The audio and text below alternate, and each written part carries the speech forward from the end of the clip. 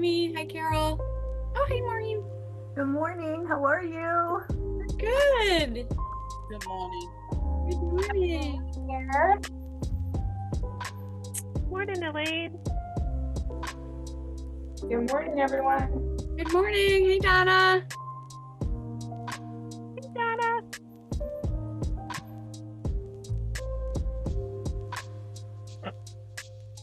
Sorry, I'm laughing at the mascot guy.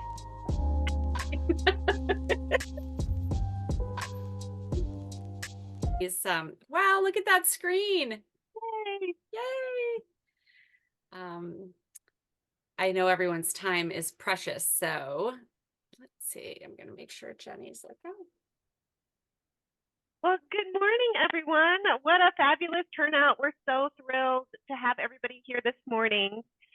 Just to give you a quick roadmap of where we're going today.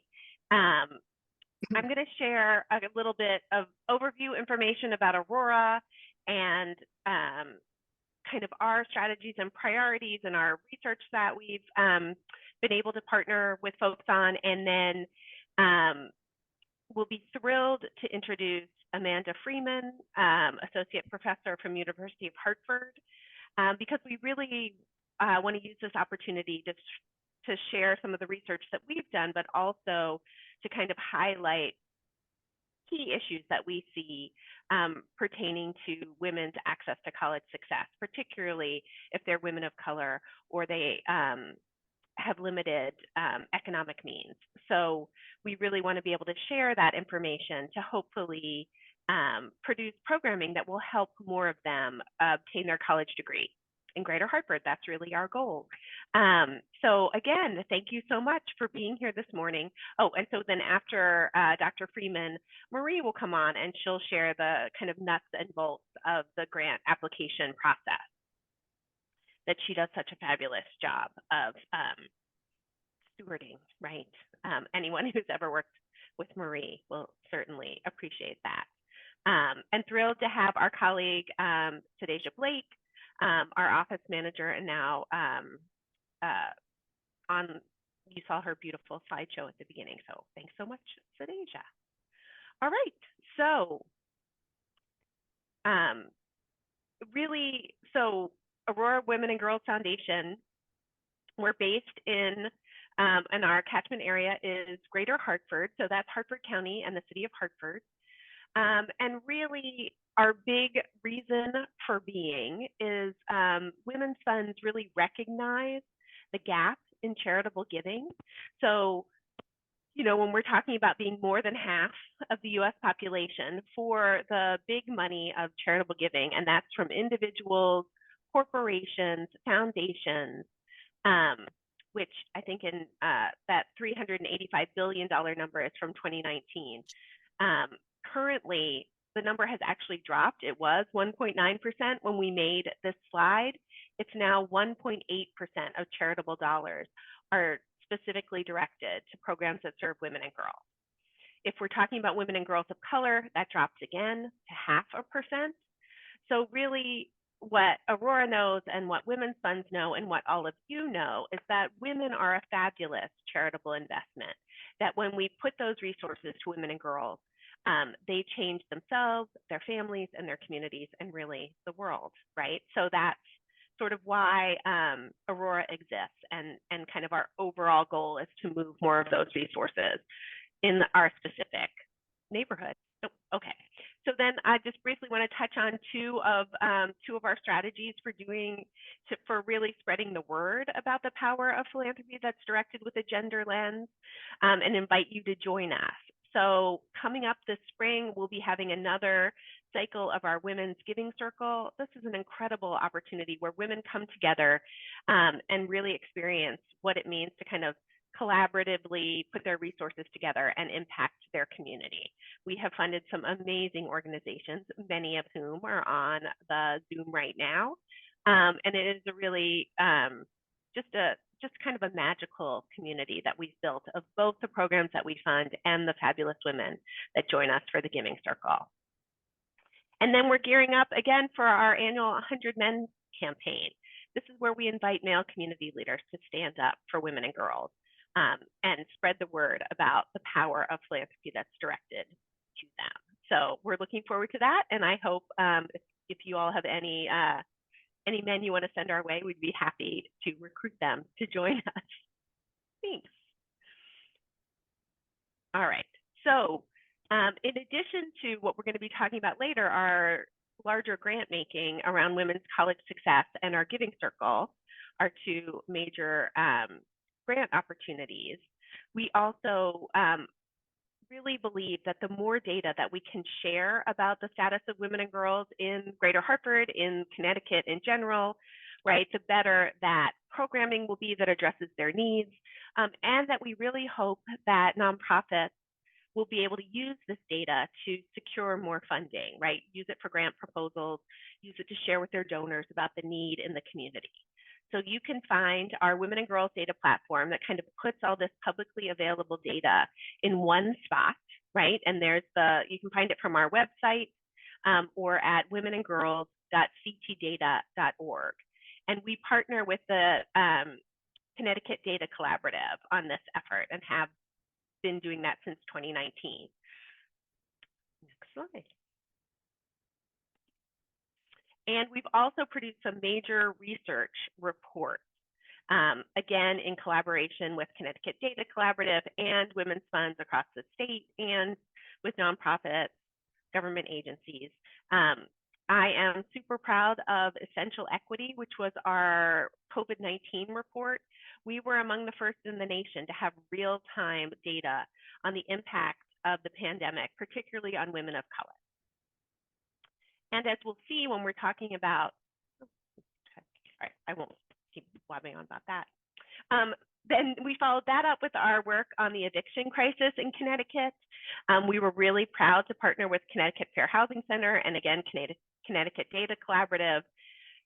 The state was not collecting the gender or race of folks facing eviction. So this report actually went through case by case since 2017 to document what we all knew, right?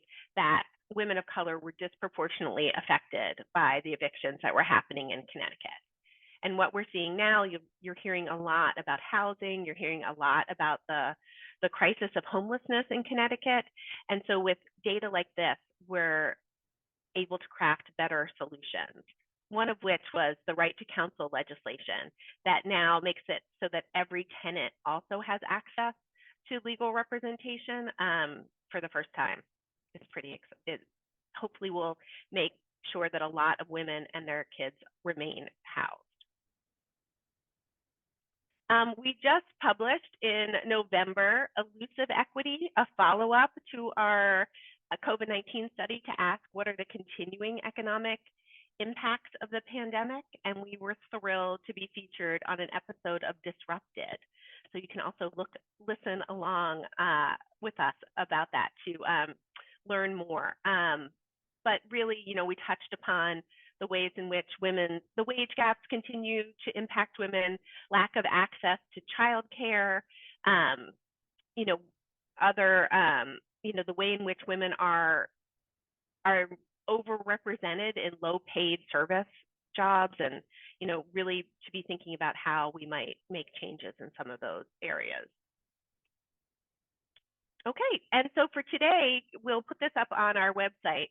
We've just been working with the Institute for Women's Policy Research because they have been doing some research, particularly around student parents. And so we partnered with them to really highlight what we see as a need in the space around college success, which is to support student mothers and particularly single mothers as they pursue higher ed. We're talking about 2.3 million student mothers nationwide. 1.3 million of those are single moms. 1 in 3 Black female college students are student mothers. 1 in 5 Hispanic and white college students are student moms. So really thinking about that as this population that needs particular support to be able to get to graduation. what we see, right, we've all been thinking about the burden of student debt, right, as, you know, right, loan forgiveness keeps being a political football, but what we see, of course, is this kind of disproportionate impact on women, and particularly as we see here on student moms. When we think about 82% of Black student moms taking out loans, and in Connecticut, that can mean, right, the average is $36,000. So that can quickly become a burden. And then we were really interested in data about adult learners, right? So, you know, when we're thinking about those student mothers, we're really thinking about oftentimes not traditional aged college students. So they might be returning in their late 20s, 30s, 40s, right? And what we see is that they have much lower persistence and retention rates for college. So we really do want to think about, okay, so what supports are needed for them? How can we help them be able to stay in school and reach graduation? Right, and so what we see in those graduation rates, right, are particular racial gaps, right? So particularly for two-year public institutions, so these are those community college programs, right, we're looking at a 6-year completion rate, right? So 6 years for a 2-year degree, and only 20% of Black students are completing, means that so many of them are left with the debt or with using up Pell Grants or other loans, and not having the degree and what we see as the economic or career benefit of that degree. So we really want to think about how we can address that.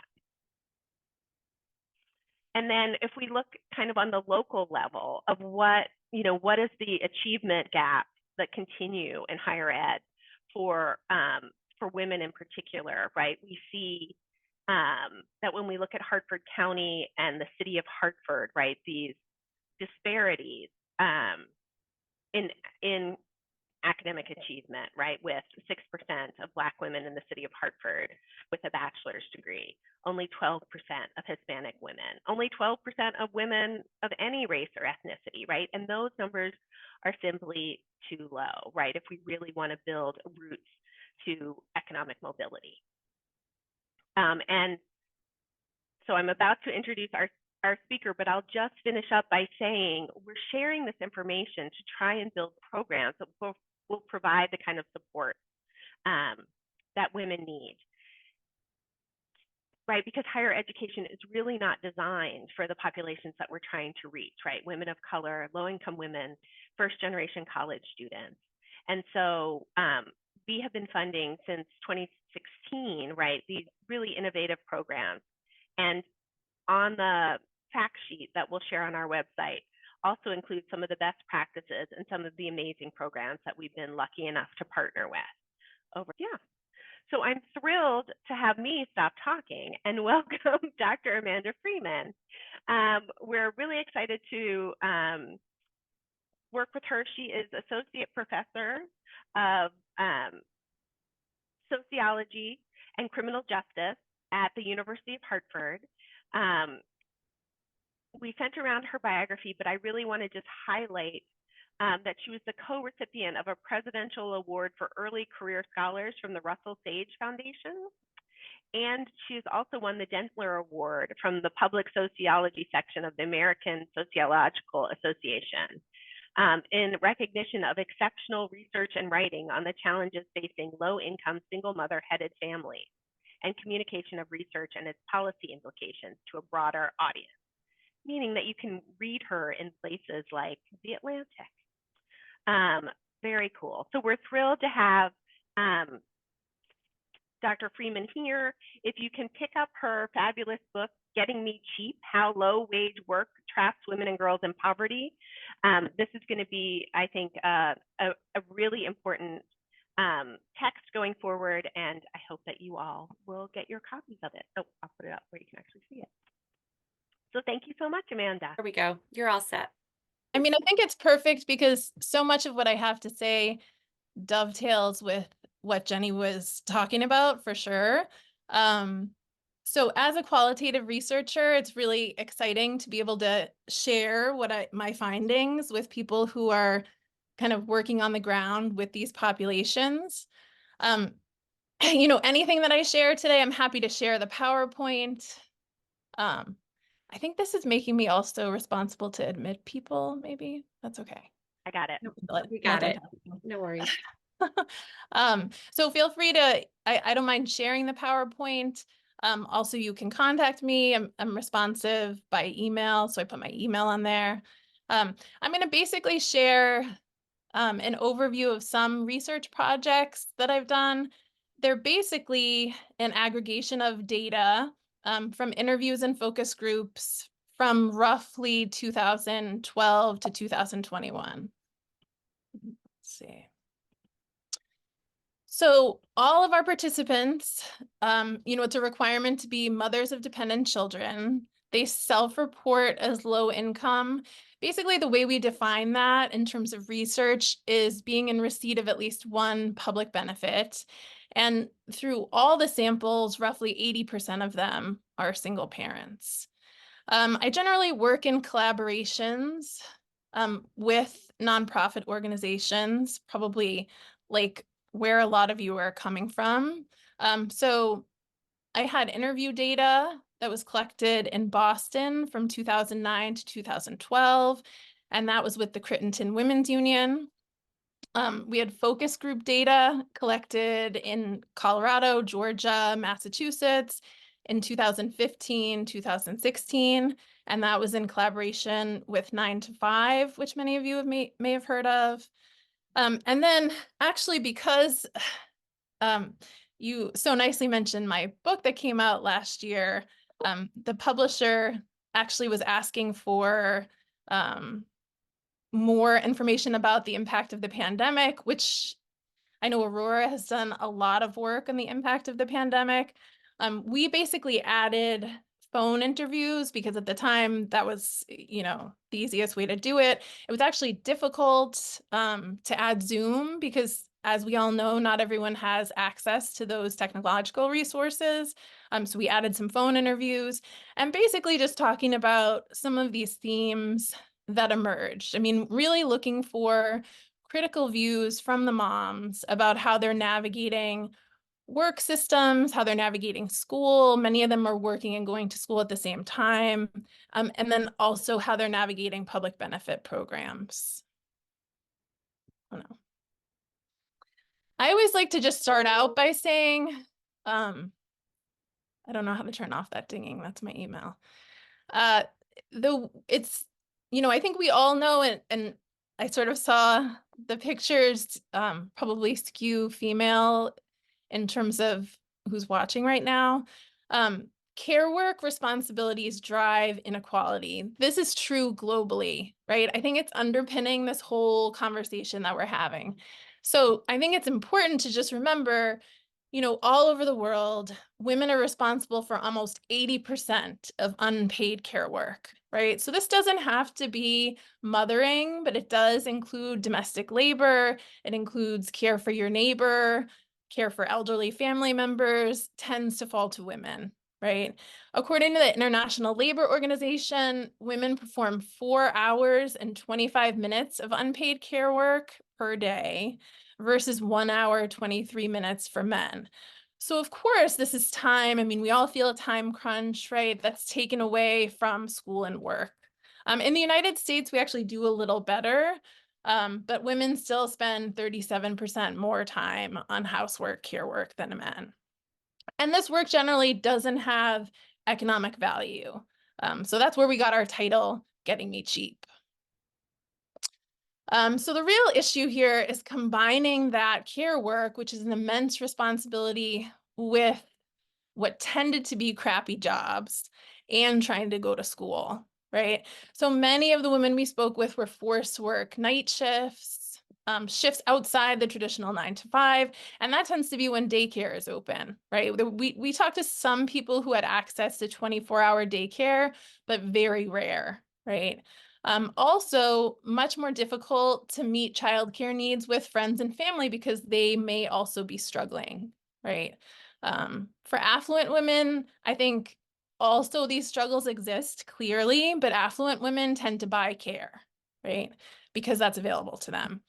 The workplaces where low-income women tend to be employed often don't offer benefits like sick leave, parental leave, or flex time, which we all know is necessary to be involved, right? To take your kids to the doctor, the dentist, to go to the parent-teacher conference, etc. So here I'm just, lack of childcare being really central here.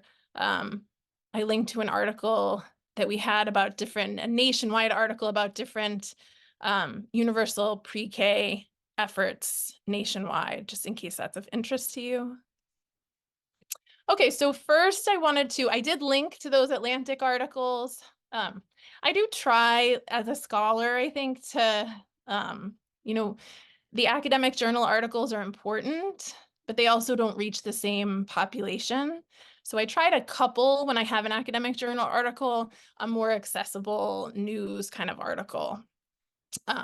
But this article is from the Journal of Women and Gender in Higher Education, and really talking about the experience of this cohort of, I think, 60 women pursuing higher education at all different institutions in the city of Boston, but they were part of a program to support them. So of course, this is a selective sample, but I always say, the women who are the most supported when they're having these kind of obstacles, struggles, and difficulties, I think we have to pay even more attention, right? Because if then you think of the general population who doesn't have that kind of support, and that's going to be even more exacerbated. Just some general, we know education or higher education is one of the most effective ways to move out of poverty. Those who earn a bachelor's degree earn an average of 65% more than those who earn a high school diploma. This study, which I'm happy to point people to from CUNY, of 158, small sample, but I think really meaningful, single mother college students found that 100% of those who earned a 4-year degree within 10 years stopped relying on public benefit programs. That was true for 81%, sorry, of those who earned associate's degrees. I also have some previous research I linked here. I know sometimes it's actually hard to get the full text of those journal articles, so I was trying to link so if you wanted to use them. Also shows that moms pursuing higher education is beneficial for kids. It's also beneficial for bond with their kids, right? However, I think Jenny also mentioned student parents are 1/4 of the total undergraduate population in the United States. All of the mothers that we talked to believed that they could get a college degree and that would help move their families out of poverty, right? At the same time, less than 5% of parenting students are attaining a bachelor's degree within 6 years. So this statistic is a little bit misleading because it's including anyone who signs up, right? So some students enroll and then don't attend. But I think what it really shows is that, within 6 years, maybe this is not even a realistic time frame for someone who's parenting and working and going to school. And then also just really showing the lack of support, I think, for parenting students at most colleges and universities nationwide. We know that single mothers, especially attending college, tend to be marginalized. They face a chilly climate.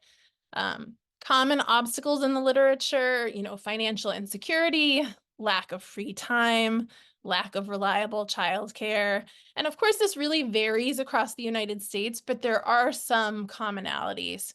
I would also just bring up, invisibility is a big sticking point in this population. We don't really have a systematic way of identifying parenting students, right? So I guess the best we have probably is checking the box on the FAFSA, which is not publicly available data. I mean, sometimes you're able to get that data. And so if students want to be invisible and hide their parenting status, they are able. And of course, that makes it more difficult for teachers, for administrators, for people working in the community to, identify them and provide services to them. In this article, we kind of added some sort of lesser talked about or known obstacles that we found. We found real kind of lack of centralized career guidance and even just knowledge about how college systems worked. And this is often happening, right? It makes some sense. If you grow up in a neighborhood or in a family where nobody went to college, right? You're just not going to intuitively know. You're not going to be kind of slotted into all of these different programs that are going to teach you the ins and outs of applications and scholarship applications and loans and all the different things. I mean, I feel often like you have to be a rocket scientist to figure these kind of things out. So what we found were really frequent changes in job tracks, in majors, and career interests. Several of the mothers talked in their interviews about not finishing short-term skills programs. So I'll just read you a few of the quotes. I went to college for about 4 years at this university. Then I left to go to a school for beauty and aesthetics to become an esthetician. Now I'm back in school. I'm interested in criminal justice, thinking of becoming a probation officer. So this person had spent more than 4 years taking classes. And I have to say, overall, I want to say 70 or 80% of the moms we talked to, and again, it's certainly a cream sample, were really good students. I mean, getting A's and B's, but not coming out of it with any kind of a degree. Other people did trainings like for things like GI, phlebotomy, but didn't get their certification, right? So, you can put a lot into a class, and spend the time, but if you don't come out with the credential, it's not as helpful to you, of course. A lot of them talked about taking advantage of the best opportunity that they had right now because there's such financial stress on their families, right? So they might take advantage of educational opportunities, even if they're not really what they want to do. So this study actually talked to women 3 years in a row. So this one participant, Emma, I remember her saying she really wanted to get into a nursing program. She was actually very close to getting in. Then it had closed. So she decided she had the opportunity to go for an associate's in surgical tech. She did that. But she kept like coming back year after year and then saying, well, I'm just still applying to the RN. So by the 3rd year, she had almost completed the associates, but wasn't even sure if she was going to get it because she was still trying to get into the nursing program because that's what she had really wanted to do. Also, we see a lot of difficulty transitioning. So low-income parenting students are 3 times more likely to stop out because there might be family emergencies happening or to transfer schools at least once. All of the women that we spoke with who had transferred had lost credits. And as a professor, I see this all the time. And many of them didn't understand it was a possibility that this was going to happen. Right. So one of them said, when I first got to a new school, I was so upset because I had already taken some classes. Now I had to take them over. Many of the mothers were unaware that they were earning, what turned out to be non-transferable standalone degrees that were not accredited, or not understanding the difference between a certificate and like an associate's degree, for instance. We saw a lot of inflexibility in the institutions. I mean, when it comes down to it, even though we see such an overwhelming increase in the number of non-traditional students amongst all students pursuing bachelor's degrees, college is still generally set up for, straight from high school students who are supported by their parents, right? So we saw very little help arranging childcare. There's a lot of athletes, for instance, that receive priority registration, and not that they shouldn't, but parenting students are generally not getting priority registration or extra help managing their schedules around childcare. many of the degree programs or scholarship programs were only allowing students who attended full time, which is much more difficult for students who have children. An example, Lila struggled with depression. I mean, she was a 4.0 student from when I met her, but she was taking a long time to complete her degree program. She had kids that had learning difficulties themselves. She was juggling a lot. She was also working, and she eventually was just dropped by her scholarship program because of the length of time it was taking. Another student said, I don't feel really supported. I'm coming in as a non-traditional student, and I didn't realize how much you just have to do on your own. Like there's no one to help. So of course, a remedy would be increased institutional flexibility, which I'm sure we all know is more difficult than you might think. I would say the first step to becoming more parent-friendly is that educational institutions have to be aware of the presence of parenting students and the specific needs of low-income and parenting students. So I spent several years on the board for National Center for Student Parents. This actually has evolved into a partnership with the Urban Institute. It's called the Spark Collaborative, and there's several other organizations, really great toolkits for community organizations, for colleges to assess, to identify, and then to try to address the needs of low-income parenting students. I don't know what I do. One thing that was kind of an overlap between students attending college that we saw and students who were just working was this real difficulty in receiving public benefits.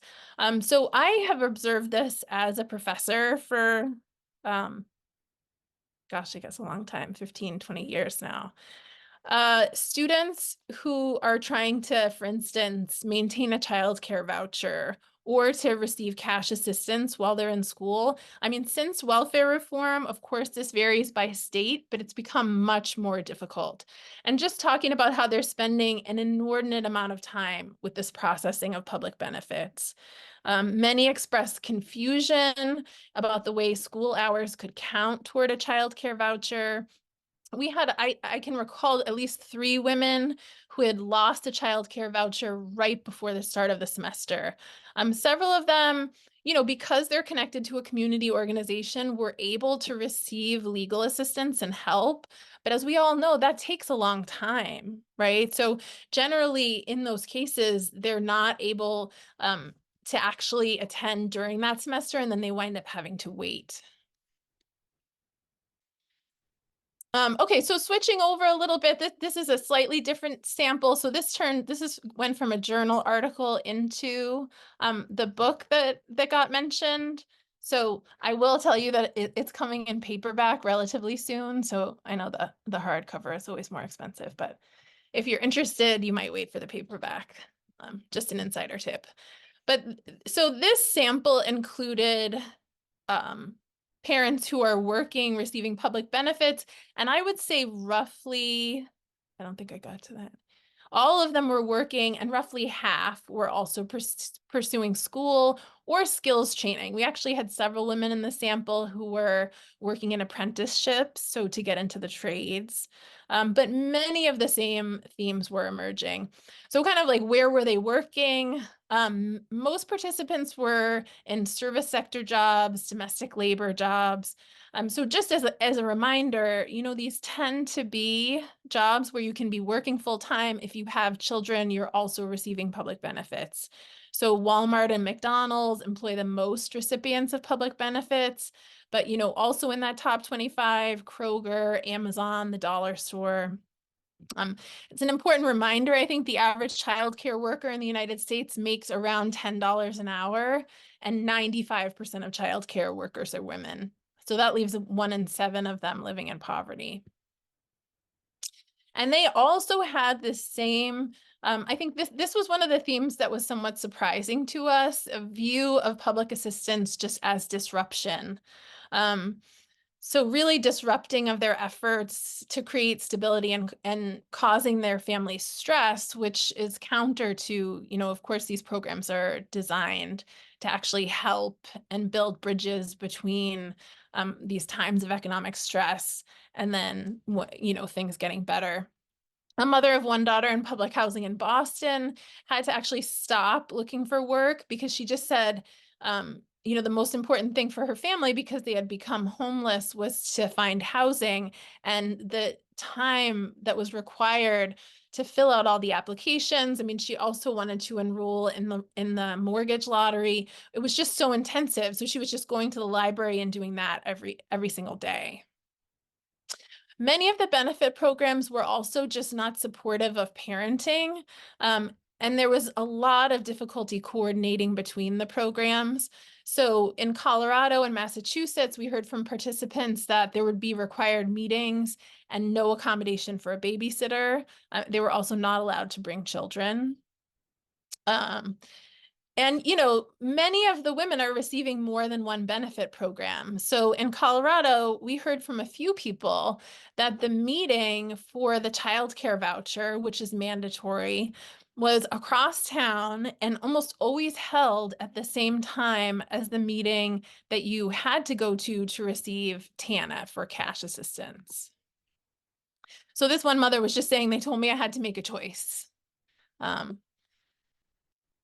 So, overall, just looking at all these ways in which work and care are conflicting for these parents.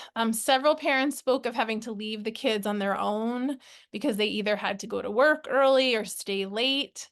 This mom was talking about her overnight job was over at 7:30, but her daughter, who she'd entered in a charter school lottery, was not eligible for the bus because they lived outside of the bus radius.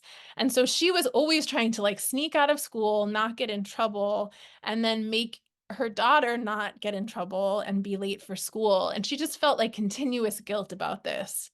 Another mom in a Massachusetts focus group was talking about her daughter had autism, but it seemed like the only thing possible was for her to wait for the bus by herself, even though the mom was just really feeling like it wasn't a safe arrangement and she was nervous about it every day. But she just said she had, they were relying on her paycheck.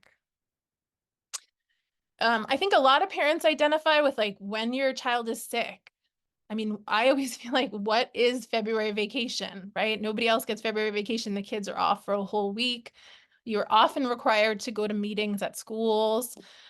So, one mom was saying, I lost a job because of school breaks. You have to take off a whole day to talk to teachers. We heard from several mothers about going to work ill. And often they worked in food services, right? But they really felt like they had to save their sick days for their children, and they couldn't afford to lose the earnings. So one mom said in an interview, an issue I have to think about now, especially being single, is sick days, like because I don't have sick days at work. I will say that often, I mean, depending on the state and the circumstance, we would come back in that conversation and try to provide information about, if the employer doesn't necessarily have sick days, maybe they're accessible through the state. But often the women felt like the jobs were so precarious. This was not something that they had the power or agency to push for at work.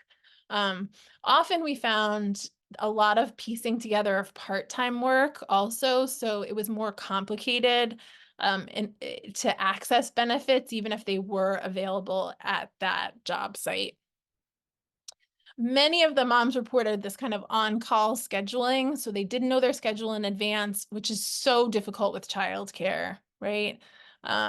Parents reported being fired for leaving to pick children up early, and for not immediately being able to change work hours due to childcare.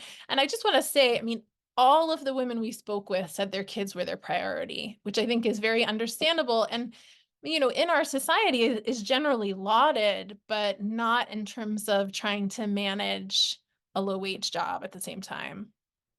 Fully 60% of parents in Georgia focus groups said they lost a job specifically due to problems with or lack of childcare. And I would just say probably the most surprising theme that came through for me was that a lot of the women in terms of school and work used hiding their children as a strategy. So many of them were saying, you know, if you get hired and you're a parent, you just can't let them know that you have kids. So one mother was recounting a story about hiding photos of her children. Students were talking about not wanting people in class to know that they had children. I think because of this idea that then maybe they would be thought of as, you know, slacking off or unavailable, not reliable or dependable. Several mothers talked about physically hiding their children at work or taking them with them to class because they felt like that was the only way they could not fail in terms of school and work, and then also keep an eye on their kids. So I think that the book actually opens with a story about a mom hiding her daughter in a bread rack at ShopRite. Which I think, like, from the outside, you might think, oh my God, that's dangerous, right? But she really felt like that was the only thing that she could do, right? To keep an eye on her kid and to try not to lose her job. Okay, wrapping up. Okay. So, you know, I think sociologists often kind of unpack social problems and talk about how terrible things are. So I try to leave with kind of levels of action. What can we do? I think a lot of people here are seeking grant funding to try to make changes and support these kind of students and workers. I always just say on an individual level, kind of examining your support for low-income mothers in your own work and life. You know, do you employ babysitters? Do you have people who come in cleaning your house? Listening to how best you can support them. I mean, there are many, like Hand in Hand is one that comes to mind, right? Organizations that allow for an alliance between the worker and, you know, the people who are employing them to advocate for domestic workers' bill of rights, for instance. And then workplace and school level, I'll just use an example from where I work at the University of Hartford.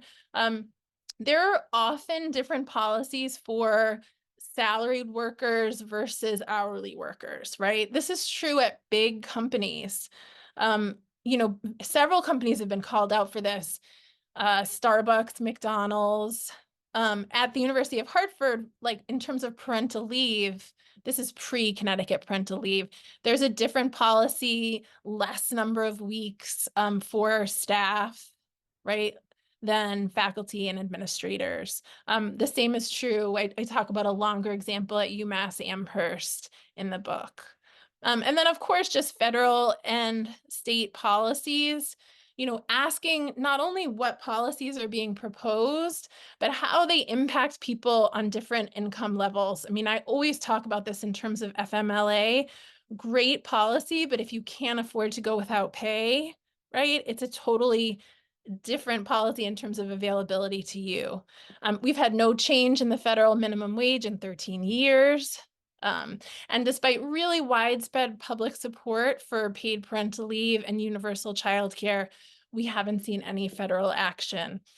So please feel free to use any of my, qualitative research through stories, I think is really great often to buffet statistical data that you're using in your grant applications and, you know, any writing that you're doing. So I would feel free to reach out to me. Any of my research projects, I would love to make available to you. Thank you. Go through quickly. I think most of you saw on our meeting emails that I sent a lot of, sorry about that.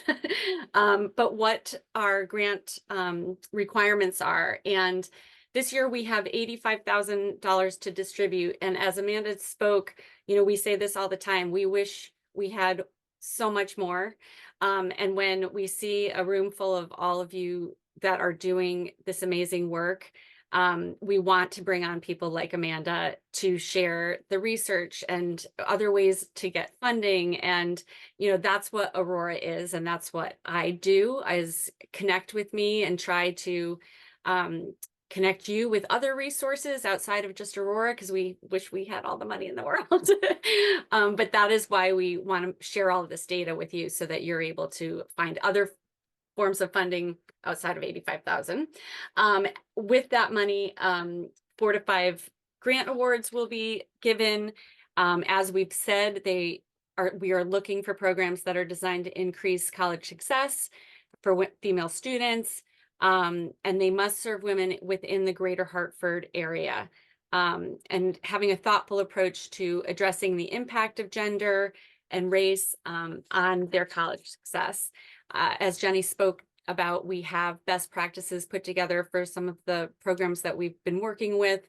They are angels on earth for sure. A lot of them are on our call right now, and we see exactly what Amanda's talking about. Like the graduation rates skyrocket when they're just given help to find the financial aid resources, or to find a scholarship, or to just have somebody listen, to take a breath and be able to say, you need to take time for self-care, and someone just to listen. So we see that time and time again, and thank you all for, I know everybody does work similar to that. So to be eligible, you must be a 501c3 or a governmental, educational, or research institution with a tax-exempt status. As I said, it must be based in Greater Hartford, and with your focus to increase the college completion rate. That's what our data is for, to show what happens when when you're able to complete, and as Amanda said too, within a doable time frame, and without costing you, far more money than is necessary. So key dates. February 9th, we ask for a letter of intent to be sent to the grants email. All of these emails I will, and all the links that Amanda gave and ours, I will send in a follow-up email with direct links. So a letter of intent by February 9th. Finalists will be notified by February 23rd if they are invited to submit a full grant application, which will be sent to them in that notification. March 22nd, the full grant applications are due by 5 o'clock to the same grants email. After that, we will have our grants committee do virtual site visits. We don't need to come physically out to your space, but we do ask for a student of a program or some other representative to be available, and those are April 1st through 5th, and then April 15th through 19th. And then we expect our grant award notifications to go out in late May. I also want to let you know that our upcoming events, so we are hosting our annual meeting in person at the law offices of Robinson and Cole, thanks to one of our board members and grants committee members, Stephanie Roman. They're beautiful offices in downtown Hartford, and it's a chance to gather, and everyone is invited to come and meet our supporters, our board members, our sponsors, and celebrate all the work that we've been doing this year. And then we also have this, what's called a coffee and convening. We'll be hosting one on April 26th at 10 o'clock. And these started from this meeting from 2022, because we had so many people. We realized so many of us are doing similar work and are so busy, thinking that we're all competing for the same dollars, but we really need to be convening and leveraging our relationships and who we know. And so we had put together these coffee and convenings back each year in the springtime. We meet over Zoom, introduce ourselves, talk about what we do and what our struggles may be. And through those, partnerships have formed for either transportation or, one program has the capability for meeting space that another program could utilize. And it's really brought our programs together, and then also outside of Aurora funded programs, these partnerships that form, and we all know we're better together. So those are just really informal getting on Zoom with a cup of coffee and introducing yourselves to the other people in the room that are doing similar work. So that's April 26th. And then in May, our Giving Circle will be kicking off. Information will be going out about that in the coming weeks. The way it works is a steering committee chooses a topic or a typically what our data is leaning towards, where a focus need is needed. And we select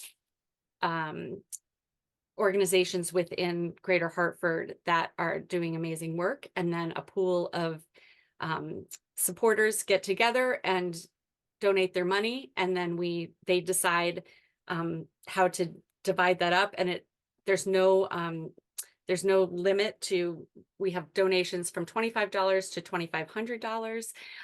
And it has been a really wonderful way for people to learn about philanthropy, to be able to direct their funds to really special organizations that I know are on here as well.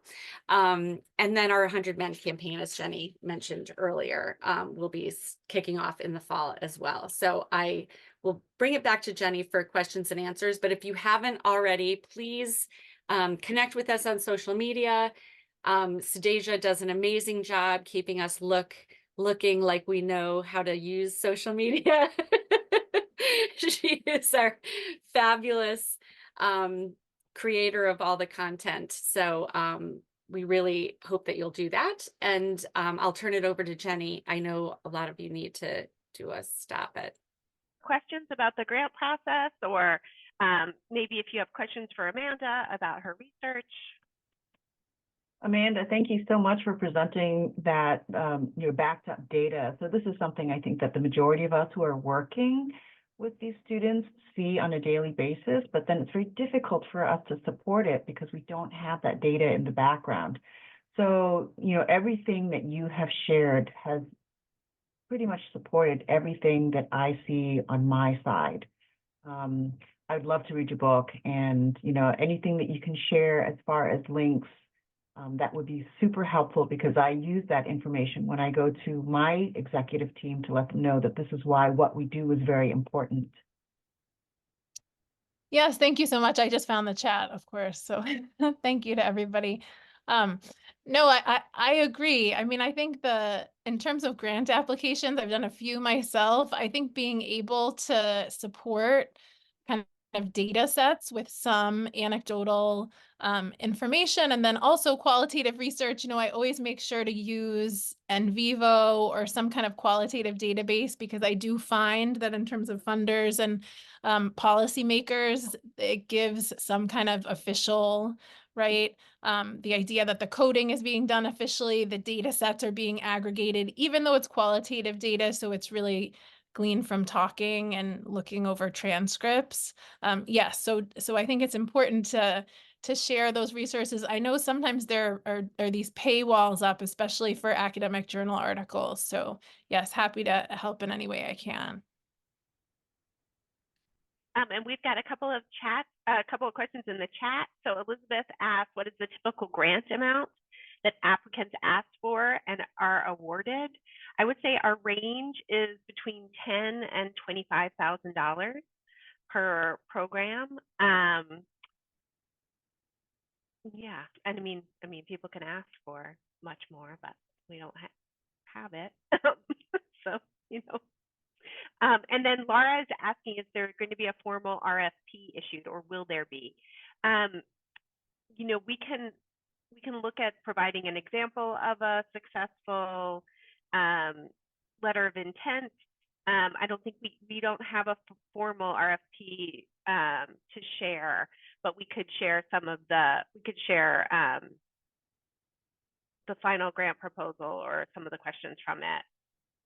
We could definitely do that. Answered. Great. Look at that, 10:57. We are try to be very respectful of everyone's time. Just thank you all so much for coming, and I'll be sending out the recording and all the links after the meeting. Thanks so much. Thank you to our grants committee members who tuned in today, and our board members, and all our fabulous community partners. Thank you all so, so much.